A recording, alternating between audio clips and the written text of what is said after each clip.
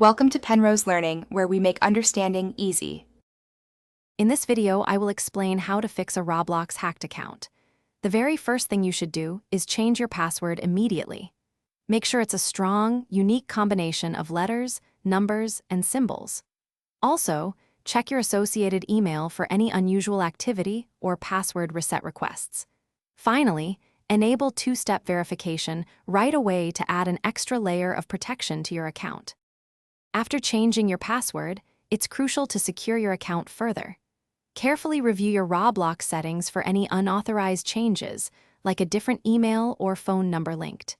Next, remove any suspicious third-party applications or browser extensions that might have gained access. Finally, run a thorough scan on your computer for malware, as this could be the root cause of the compromise. If you're still having trouble, contacting Roblox support is your next essential step. Go to their support page and fill out the account compromise form, providing every detail you can remember. Include proof of ownership, like past purchase receipts or the original account creation date. Be patient, as investigations can take some time, and always follow up politely for updates on your case. To prevent future account compromises, adopt strong security habits. Always use a unique and complex password for Roblox, distinct from any other online service.